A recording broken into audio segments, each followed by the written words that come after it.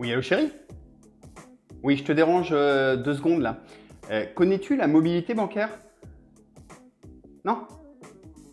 Non, alors c'est très simple en fait, ça permet de changer de banque sans effort et ça va surtout nous permettre de belles économies.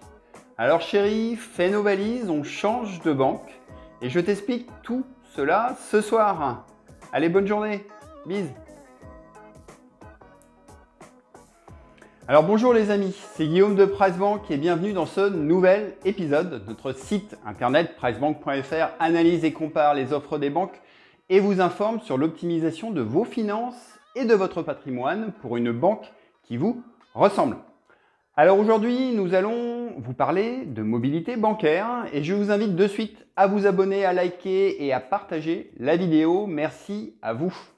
Alors, vous venez peut-être de déménager, vous ne supportez plus votre banque ou banquier, ou bien vous aimeriez changer de banque pour payer tout simplement moins de frais.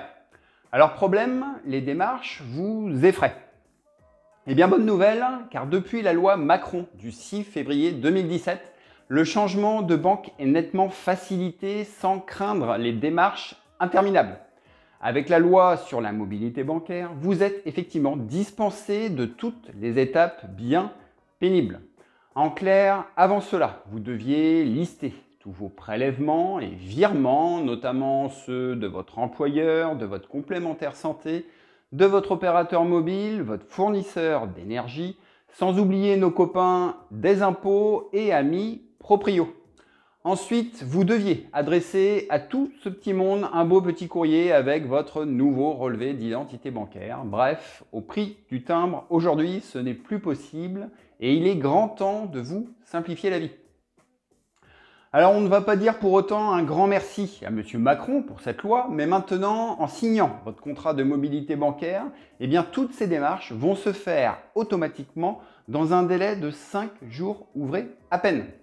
Dans cette vidéo, en 3 parties, je vais vous expliquer le fonctionnement du mandat de mobilité bancaire, suivi surtout de nos précieux conseils pour un changement de banque optimisé et réussi, pour terminer ensuite avec notre synthèse globale sur le sujet. Alors voici dès à présent la première partie.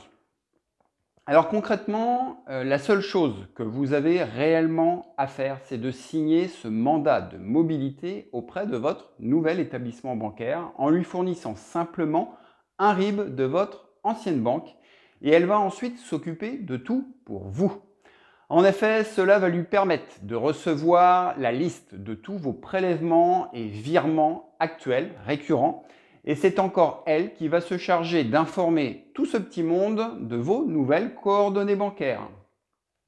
Ensuite, les organismes ont normalement 10 jours ouvrés pour prendre en compte le nouveau RIB et vous en informer. Au final, retenez un délai. Il faut compter normalement 22 jours ouvrés au maximum entre la signature du mandat et la prise en compte par les organismes. Ce qui est en plus très appréciable, c'est que pratiquement toutes les banques permettent maintenant de suivre l'évolution du mandat en direct sur Internet et de recevoir des notifications par email. Ainsi, vous savez parfaitement qui a été prévenu et qui a modifié votre RIB. D'ailleurs, petit aparté pour les plus indécis à changer de banque et ceux qui la trouvent bien trop gourmande en frais, nous vous invitons à comparer vos frais bancaires gratuitement grâce à notre simulateur exclusif PriceBank.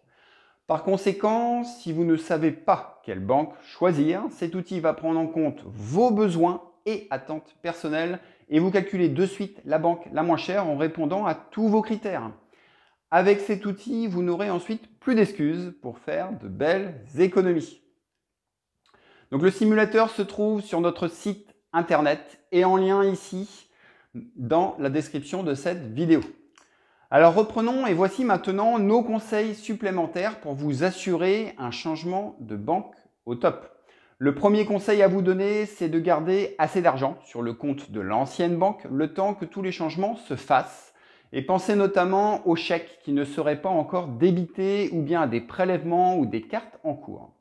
En résumé, mieux vaut provisionner un peu plus que pas assez car votre ex-banque ne vous fera pas de cadeau si elle vous sait sur le chemin du départ.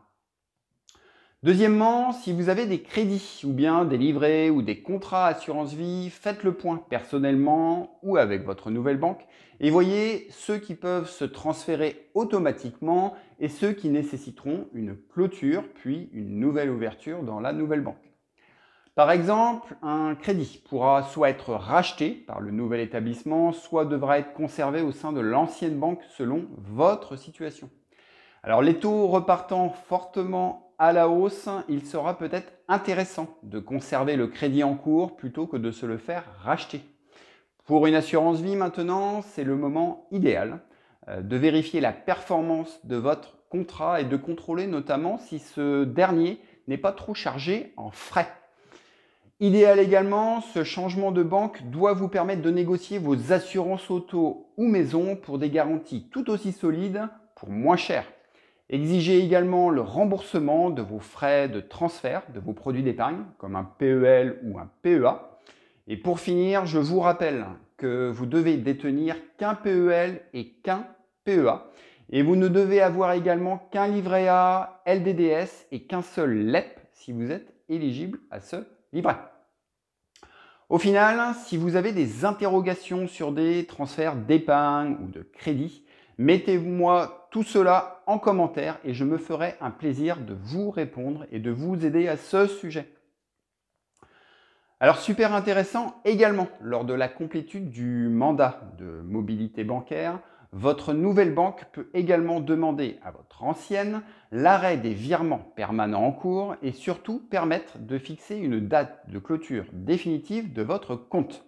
Alors c'est très pratique quand on veut automatiser un maximum de démarches et éviter de contacter son ancienne banque sans arrêt. À ce sujet, attention toutefois, pour fixer l'échéance de clôture définitive du compte, l'échéance la plus courte n'est pas forcément la solution la plus avisée.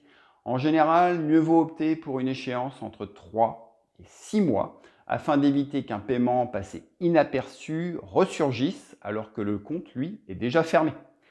Alors pas de stress non plus et sachez que votre ancienne banque doit vous prévenir de tout mouvement sur votre compte pendant 13 mois. Donc l'objectif est vraiment d'éviter une interdiction bancaire. Alors dernière chose, maintenant, dès que vos revenus sont versés sur votre nouveau compte bancaire et que tous les prélèvements sont bien arrivés, cessez d'utiliser les moyens de paiement de l'ancien compte et restituez vos anciennes cartes et anciens chéquiers et la banque fermera ensuite le compte dans les 10 jours ouvrés qui suivent votre demande de clôture. Le changement de banque est ainsi terminé et que pouvons-nous donc dire en conclusion?